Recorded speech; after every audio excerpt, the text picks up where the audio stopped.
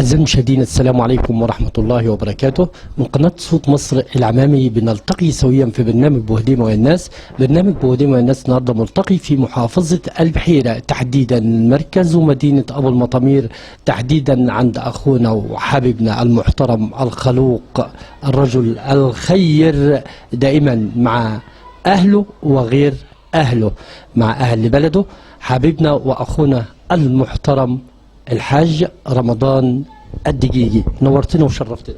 ربنا يبارك في حضرتك يا استاذ ضيف، وانا اتشرفت بلقاء حضرتك ده وانت من الشخصيات اللي احنا يعني ليك باع في الاعلام بالنسبه لتوصيل الحقائق وانا بنشكر لحضرتك لاستضافه البرنامج المحترم بتاع حضرتك ده.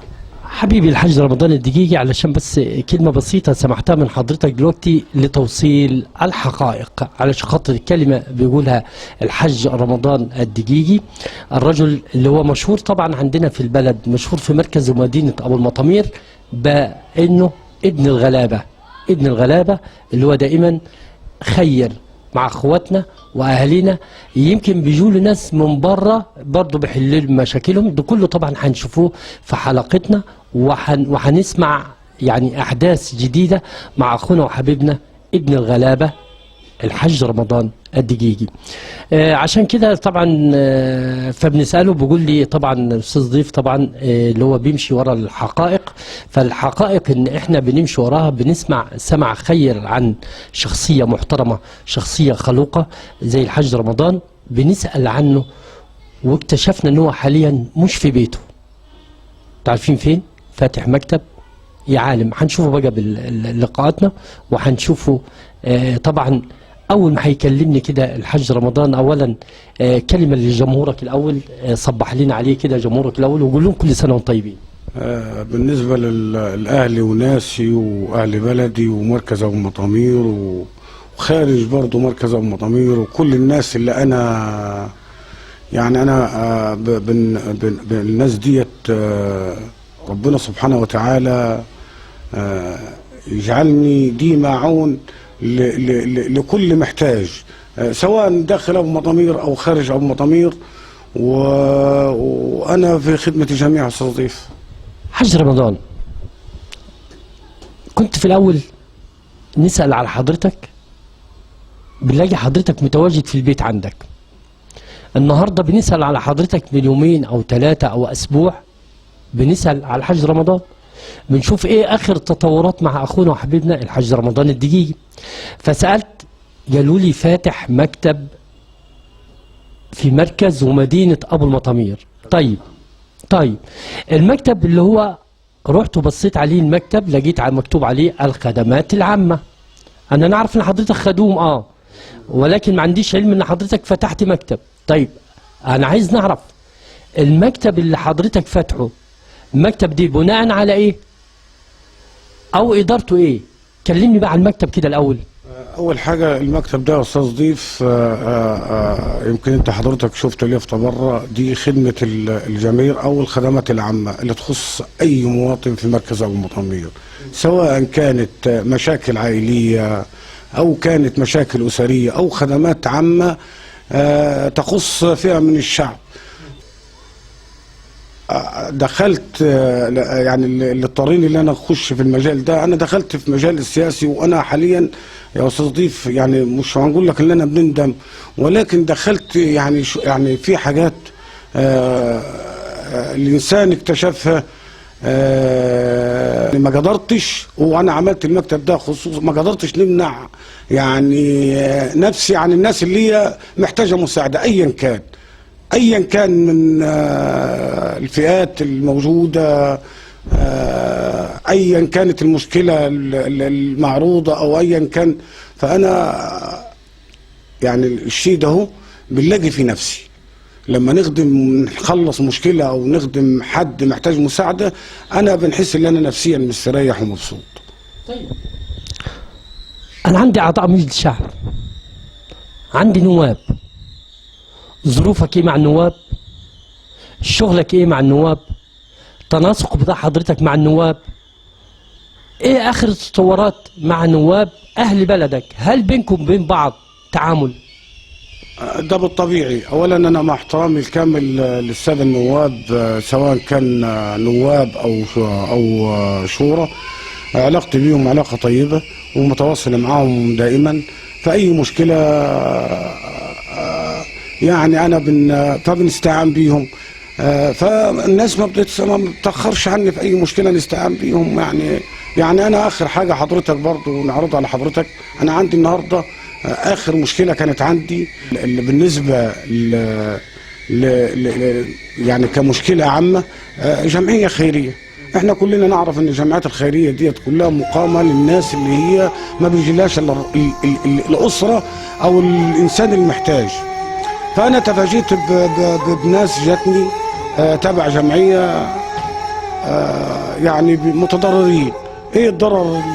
يعني الشكوى من الناس ديت جاياني بيقولوا لي اللي احنا بنيجوا نلاقوا الجمعيه ديت مغلقه. طب انتوا بتيجوا الجمعيه ديت عشان ايه؟ هل في مقابل بتاخدوه؟ قالوا لا احنا بندفعوا اشتراكات. طب ايه وضع الاشتراكات اللي انتوا بتدفعوها؟ يعني الجمعيه ديت لها مقابل؟ هي جمعيه، انا نعرف ان الجمعيه نعرفها انها بتساعد الناس، بتساعد اهل المكان. طيب حضرتك انا سمعت من حضرتك كده لفظ بسيط او كلمه بسيطه، بس يعني كل حاجه عايز نقف عندها على خاطر ما نحاولش انني ننسى اللي حضرتك بتكلمه. طيب الجمعيات دي بتساعد الناس، طب الناس بيدفعوا اشتراكات ازاي؟ اذا كان هو عايز اللي يساعده يدفع اشتراك ليه؟ مظبوط كلام حضرتك، وده برضه السؤال اللي بيزيني ساعتها. فانا ما سكتش، فجوني كذا يعني ناس كتيره تبع الجمعيه دي. فايه مشكلتهم؟ حكوا لي لما حاولت نتواصل مع المسؤول عن الجمعيه. احنا النهارده في ناس بتشتكي من الجمعيه وضعها، بيقول الناس دي بتدفع اشتراكات وما بتاخدش مقابل. كل اللي خدوه كيس رمضان، قالوا لي كيس رمضان، وبعض الناس قالوا احنا خدنا بطاطين ودفعوا قيمات ماليه، يعني دفعوا ساعه ما خدوا البطانيه في فلوس اندفعت.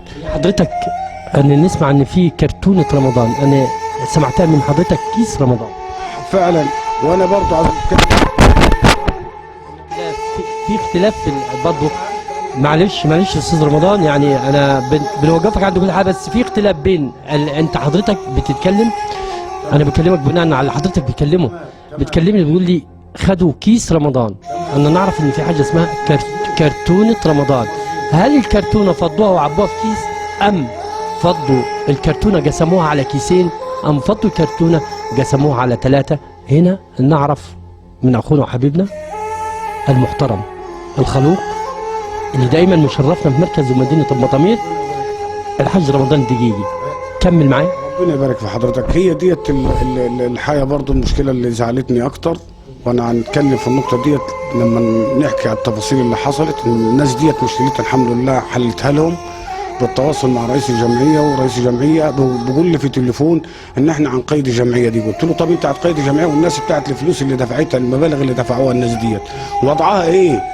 فحاولت نتواصل مع احد النواب وقالوا لي انت ممكن تروح التضامن في دمنهور، ولكن احنا عندنا هنا برضه في شؤون تضامن هنا عندنا في مركز المطامير. فتوجهت بالفعل للشؤون بتاعت المطامير، طرحت المشكله ومعايا الناس. توصلنا، قعدنا مع الاستاذ امير، تواصل مع رئيس الجمعيه او المسؤول او فرد من الناس، والشخص ده انا بنحترمه لانه هو اعتبر يعني راجل متاثر من اللي حصل يعني تفاجأ بالاحداث اللي بتحصل في الجمعيه دي. فالراجل خد على عاتقه وتوصلنا الحل للناس دي، ان الناس ديت كل واحد دفع. في ناس دفعه بتدفع شهريا 15 جنيه ودافعين مقدمه الملف لما بتيجي تقدم الملف 50 جنيه، وفي ناس دفعه 150 جنيه عشان خاطر البطاطين وكده. فاحنا قلنا كل اللي معاه وصل من الناس ديت يستحق المبالغ اللي هو دفعها تاني، يعني الناس دي ترجع لها فلوسها تاني. والحته اللي انت برضه ذكرتها لي بتقول ان هي ديت المشكله. انا رشح نفسك للعمل الخيري، متطوع للعمل الخيري. يا استاذ ضيف، انا الوضع اللي انا فيه حتم عليه ان انا نتدخل او ان انا نكون في الوضع اللي انا فيه حاليا دلوقتي. انا اول حاجه ما بيرضانيش ظلم، نحب ندافع عن الحق، نحب اننا نجيب حق الانسان الضعيف اللي مش عارف يجيب حقه. ما دخلتش في شيء مره حد قال لك مالكش فيه؟ ما حدش يستجري يقول لي كده يعني. بس ما حصلش معاك؟ بص انا هنقول لحضرتك على حاجه. كانت في مشاكل ومشاكل اللي عندنا، في ناس تواصلت معايا، فانا حاولت نتواصل مع الساده النواب، ما فيش برضه نتيجه. فانا في حاجه كده ربنا سبحانه وتعالى الانسان لما بتكون النوايا سالكه وبينه وبين، فانا قعدت مع نفسي والله العظيم. فانا قلت طب الناس ديت انا ما عنديش سلطه تنفيذيه او ما عنديش اللي انا مشكله في سجل مدني يعني مؤسسه حكوميه، يعني انا ليا سقف معين كده ما نتعدوش. ايه اللي انا عملته يا استاذ ضيف؟ خدت تليفون اتصلت بالنجد، والله قسما بالله زي ما بكلمك كده. مع ده الحاجه اللي انا برضه فكرت فيها يا نجد يا فكرت ان انا اكون متخانق، ولكن انا عندي مشكله موجوده، شيء اكتر من خناقه موجوده. الشخص بالفعل الراجل اداني تليفونه وقال لي حاول تتواصل مع النجدة تاني وتقول لهم ان المشكله ان شاء الله وانا بموعدك بحل المشكله. فعلا في نفس اليوم كانت المشكله انحلت. من يومين عندي تاريخ اللحظه اللي انا بتكلم في حضرتك فيها مفيش مشكله، والكلام والناس سامعه الكلام اللي انا بنقوله ان احنا الاستمارات ما حدش فيها مشاكل. يعني انا لو رحت الاستمارات تلاقي الوقت متوفر؟ طبعا هتلاقي استمارات متوفره. والراجل اداني تليفونه الشخصي، وفعلا انا من مده كده حصلت برضه ناس برضه اتصلوا بيا يعني ان في تواصلت مع الراجل والله انحلت المشكله وقتي. كان راح ياخد استماره لنفسه بس اللي كان بيتكلم ده ومعاه مجموعه، والله خد استماره له لابنه، خد 3 استمارات. اكتر نائب نشط معك؟ انا بالنسبه لي مش عاوز. بص يا استاذ، كل نائب يعني انا يعني النواب، انا كده بنتكلم عن النشط ما بنتكلمش على السلبي، بنتكلم على الايجابي. كون ان انا بنتكلم على الايجابي كون ان انا نجيب اسمه عادي لانه ايجابي تمام او نشط. كون السلبي لا، سلبي سيبه زي ما هو، خليه زي ما هو، خليه نايم في مكانه. طيب النشط انا بالنسبه لي يعني انا شايف الاستاذ حمدي عبد الوهاب راجل محترم وراجل يعني. اخر مشكله انا عرضتها عليه كان الكلام ده من اسبوع، مشكله مساكن الارشاد ان تم يعني المده الايجاريه انتهت والناس عاوزه تجدد مده ثانيه، لان كان الناس ديت يعني محطوط عليهم ظلم من الفساد الاولاني. فالناس يعني فاتحه بيوت اكثر من 100 اسره 100 محل، فكان عاوز يتم الطرد، وفعلا تم الاخلاء بطرد الناس دي.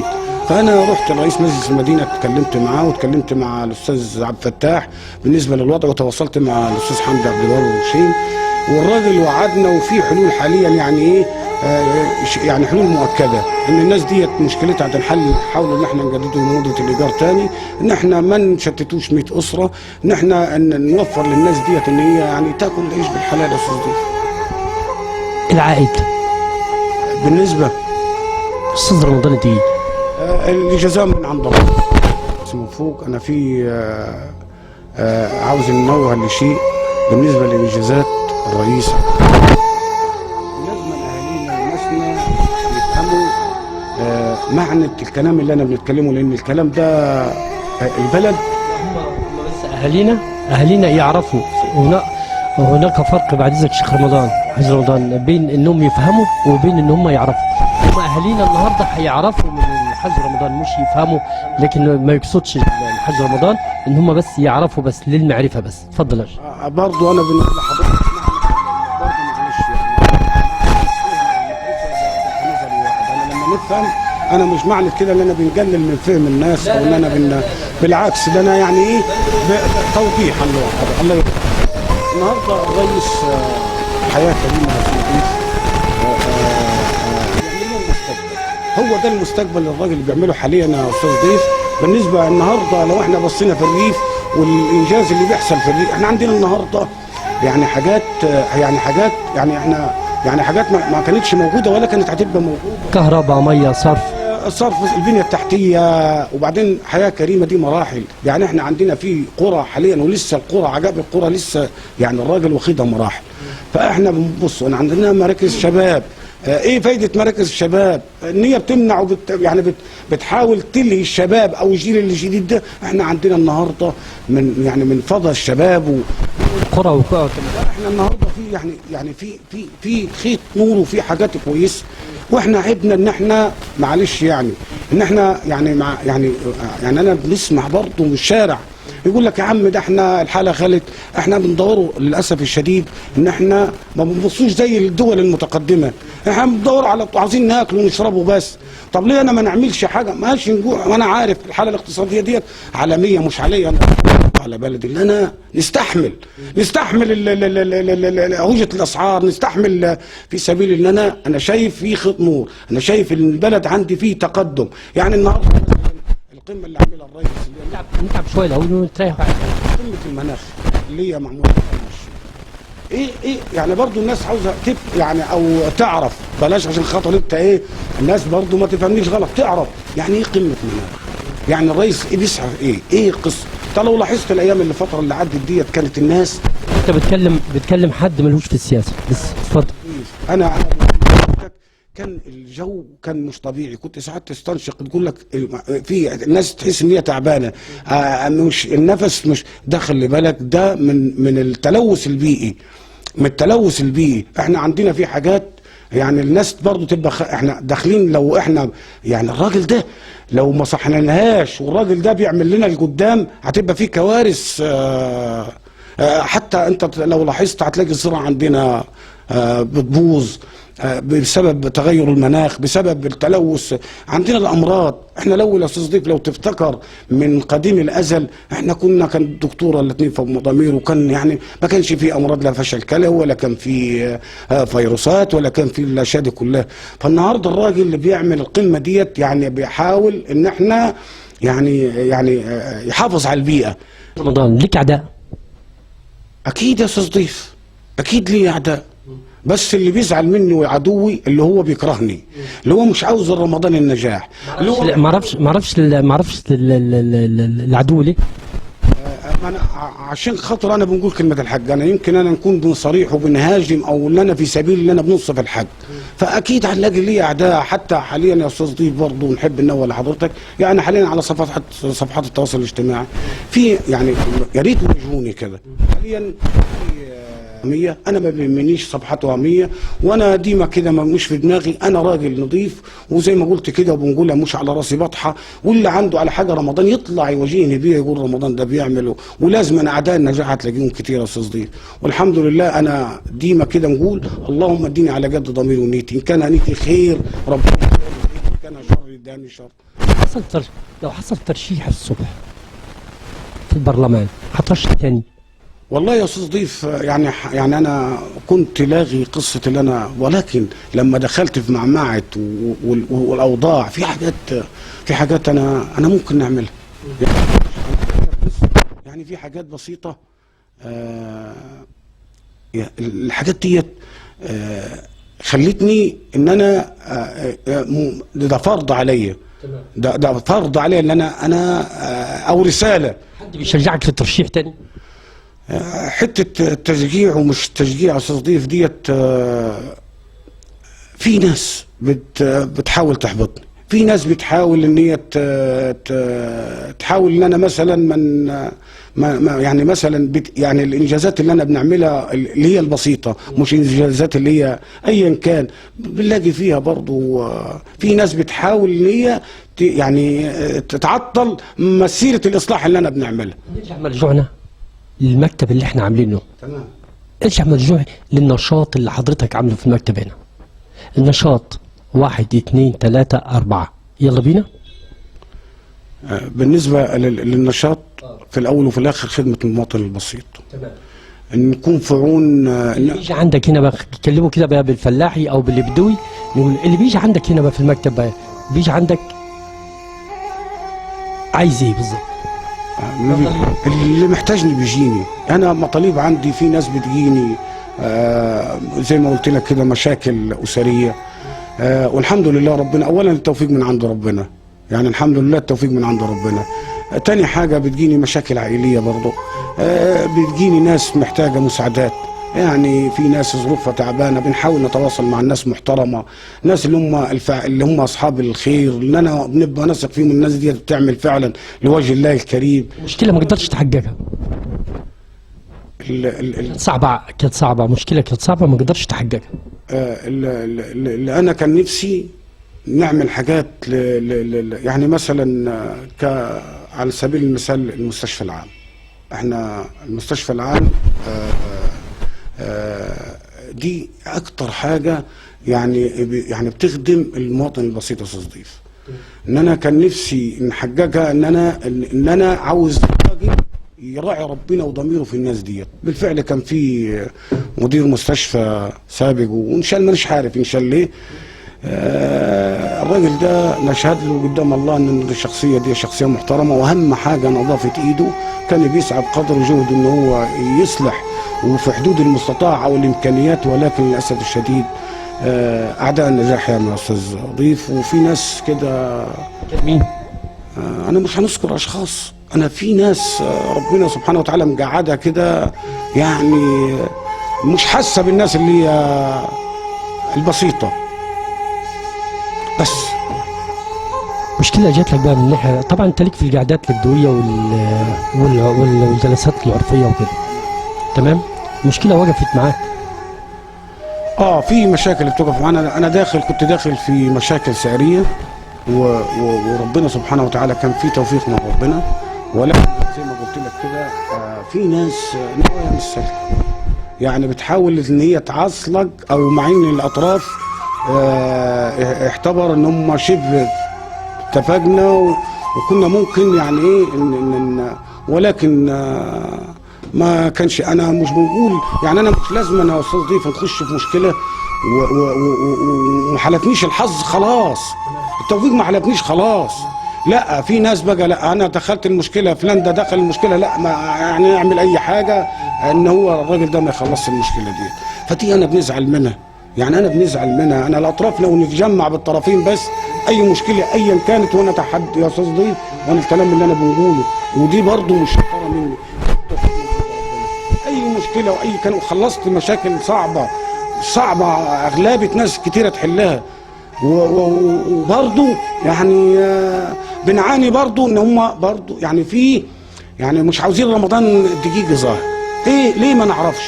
ايه السبب ما نعرفش؟ رمضان الدقيقي مش لازمه حاجه من حد وانا على فكره انا بنحب الناس كلها، بنحب اللي بيكرهني واللي بيحبني. انا طب كلمه بالناس اللي بتحبك. انا بقول لحضرتك، انا بنوجه كلامي للعامه، للي بيحبني واللي بيكره رمضان الدقيقي. انا ما عنديش عداوه بيني وبين حد ولا بنكره حد، ولا انا يمكن نكون يعني مثلا في اخدان الحج شديد شويه، مش عداء ولكن لإظهار الحج. فانا يعني انا بنحب الكل، ما عنديش اي عداوات بيني وبين اي حد، ونتمنى الخير للناس كلها. ولازم الناس كلها تعرف ان احنا في ناس بسيطه، ويا ريت يعني معلش اللي زي ما بقول المثل، اللي في ايده في النار مش زي اللي في ايده في الميه. في حاجات رمضان الدقيقي عارفها، ومشاكل اسريه، مشاكل ظروف ماديه ما عند ناس انا بنتاثر بيها ويعلم بها ربنا. فما تحاولوش لله عشان خاطر الناس ديت، يعني ساعدوا رمضان ان هو يخلص مشكله، يمنع مشكله من اسره تتشتت، يعالج انسان مش لاقي ومش قادر يقول لحد اديني. كل اللي انا نتمناه نجح مرجوعي مع الحج رمضان الدقيقي. سألتك السؤال ده بس ما اديتنيش فيه بينة كويسة. ترشيح في مجلس النواب، ترشح تاني. ما انا قلت لك يا استاذ ضيف، انا الوصول للمكانه اللي انت بتقول عليها ديت اولا ده انا بنتمناه من ربنا، وبنقول يعني انا حطيتها برضه بنقول على حسب النوايا. لو انا ربنا رايد لي ان انا اخش مجلس الشعب بنيه ان انا عاوز نساعد اهلي وناسي، وعاوز نتكلم او نساعد في حدود يعني نحاول ان انا نحل المشاكل بتاعت اهالينا وناسنا ديت صافيه لله، مش كمنصب ولا بتاع، ربنا يديها لي. ولو انا نيتي داخل عشان خاطر منصب او جاه او سمعه او ايا كان، بنسال ربنا ان هو ما يديها لي بس. قبل ما نختم حلقتنا كده، عندك اي تعليق عايز تتكلم فيه؟ برضه تاني هنتكلم الناس اهالينا ان احنا مصر في تقدم. الراجل ده الرئيس عبد الفتاح السيسي وجيشنا وشرطتنا ودي كلها لصالح المواطن البسيط ولصالح، يعني نتمنى ان احنا نستفادوا من اللي فات ونلاحظ يا استاذ ضيف ان احنا قبل كده قلنا، والكلام الفاضي اللي شويه المعايير اللي بيتكلموا فيه اللي ما لهمش لازمه، ثوره مش ثوره، ثورت على ايه؟ احنا ما الثوره عملت ايه اللي حصل؟ اول حاجه يا استاذ ضيف الناس راحت هدت الاجسام وهدت المنشات الحكوميه وهدت اللي بتخدم المواطن. طب احنا هنرجعوا تاني، احنا بنقولوا خطوه لقدام يا عالم، اصبروا على الراجل شغال. ونتمنى، ودي برضو حاجه كويسه اللي انت فكرتني بيها، احنا عندنا الاحزاب السياسيه يعني متباطئين في الشارع، المفروض يكون لهم دور توعيه للناس. الانجازات بتاعت الرئيس ديت المفروض الناس البسيطه توضح لهم الراجل ده بيعمل الحاجات ديت ليه، استحملوا معانا شويه مثلا. يعني يبقى الاحزاب السياسيه دور في المجتمع المطامير يا استاذ ضيف. انا شايف الاحزاب ما فيش يعني دورهم، يعني متكاسلين في ان هم يكونوا متواجدين في الشارع في وسط الناس. لا، اكونوا اذكروا فهموا الناس الانجازات ديت ايه، يعني ايه مركز شباب اللي بنعمله، يعني ايه انا طريق بنصفه، يعني ايه بنيه تحتيه، يعني ايه بنعمل بنيه تحتيه. يعني احنا على فكره لو انت لاحظت الجوادين، احنا لو تفتكر يا استاذ ضيف كانوا بيقولوا السد والميه ومش الدنيا ديت كانت، والدنيا بحالها تتكلم. احنا الحمد لله الميه متوفره ومفيش اي ازمه، وكانوا عاوزين يختلقوا ازمه سد ومش يعني دخلونا في حروب ودخلونا في دنيا غير الدنيا. طب النهارده على فكره برضو عشان الخطوط ما تخش في بعضها، احنا في مشكله، في ناس ياما كتيره بتعاني من قطع الميه. دي المشكله مش قله الميه، لا احنا عندنا ميه متوفره. دي في البنيه التحتيه للراجل اللي بيعملها حاليا لكم وبيعمل مواسير والكل شايف صبر. يعني احنا عاوزين نصبروا على الراجل ده شويه. الراجل بيعمل لنا بنيه تحتيه، عندنا مواسير قديمه من متاكله، عندنا في المحطات المواتير بيحدثوها. اصبروا على الراجل واحنا الحمد لله. يعني احنا يا جماعه احنا نحمده ربنا ونشكره على الامن والامان.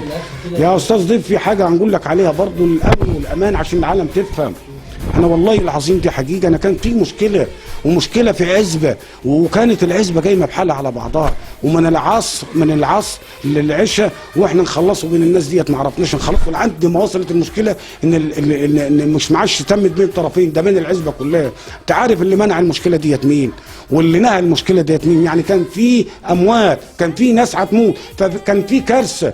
قسما بالله ساعه ما الحكومه جت والشرطه جت ما لقيت راجل واقف، وبعد ما جت الحكومه وخدت اللي خدته وسابت اللي سابته، الناس لمناها على بعض، ما واحد اتكلم كلمه وعمضناهم وقالوا احنا مصالحين. طب ما كمل اول. فاحنا عندنا يعني يا ريت نقفوا في ظهر بلدنا، لان احنا لو عملنا هوجه والكلام الفاضي اللي الناس بتفكر فيه، احنا هتاخرونا تاني وهتبهدلونا وهتجوعوا الناس البسيطه دي هي الضحيه. فعاوزين نتقوا الله ببلدنا ونبقوا كلنا في ظهرها، وكل اللي يقدر يعمل حاجه لصالح بلده يعملها. هي ديت اللي نتمناه يا استاذ ضيف. تحيا مصر، تحيا مصر، تحيا مصر. شكرا لاخونا وحبيبنا الحاج رمضان الدقيقي. استفدت من الدروس اللي فاتت، واحنا مصر ان شاء الله باذن الله بقيادتنا وقياده الرئيس عبد الفتاح السيسي وجيشنا وشرطتنا، وان شاء الله باذن الله مصر تكون في تقدم، وان شاء الله احنا نستحمله شويه. ان شاء الله باذن الله اللي جاي احسن وافضل. شكرا لاخونا وحبيبنا الحاج رمضان الدقيقي اللي هو دائما منورنا، دائما مشرفنا في مركز ومدينه ابو المطامير. شكرا للرجل الخير الخلوق. سعيد بكم، يا رب حلقتنا تكون نالت اعجابكم واعجاب الجميع. شكرا لكم، كان معكم اخوكم ضيف بهديمه السملوسي. تصبحون على خير.